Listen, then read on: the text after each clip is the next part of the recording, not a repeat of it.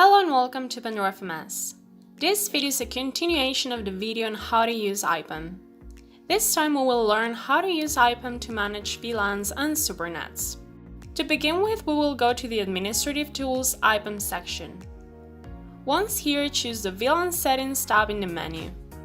Click on New VLAN and two boxes will appear where you have to add a unique name and optionally a description. Once created, the name and description you provided and the networks that you assigned will appear. You will also see a series of actions that you may perform in your VLAN, such as editing the name and description, adding networks to this VLAN, which will allow you to choose a network already scanned directly by IPAM, or create a new one in case there is none, deleting the VLAN or seeing its statistics, where you will be shown the name, the description and total of IPs used, managed, etc. And also divided by each network that is assigned to that VLAN. From this section, you may also force the execution of a scanning of any of these networks. It should be highlighted that a network cannot belong to two or more different VLANs. In addition, you may export these statistics to an Excel or CSV using the buttons at the top right of the console. The next tool we're going to use is the VLAN Wizard. It is a very simple tool that allows creating VLANs using SNMP queries. All you have to do is fill in the sections of IP address, SNMP community and version and run it. If the data is correct, the VLANs that have been detected will appear, which you may easily create by selecting the square in the state section and then clicking on Create. IPAM also has a section for creating supernets in a simple way. To create them, go this time to Supernet Configuration. Once there, several boxes will appear to be filled in.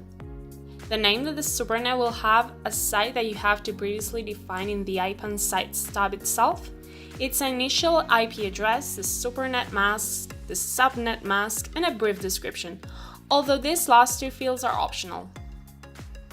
As with VLANs, once you create the supernet, you will see the summary of the data you enter and 4 action buttons: editing, adding networks to the supernet, deleting it, and seeing its statistics. The option to add networks will open a new window where you may choose a network already scanning another IPAM task, or it will give you the option to create this task in case you don't have any. When adding a network to your supernet, keep in mind that a network cannot belong to two different supernets. The statistics section is the same as the VLAN section, and this can also be exported to Excel and CSV. Unlike VLANs, in the supernet section there is a map available, where you may check all the supernets that you created with their different subnets.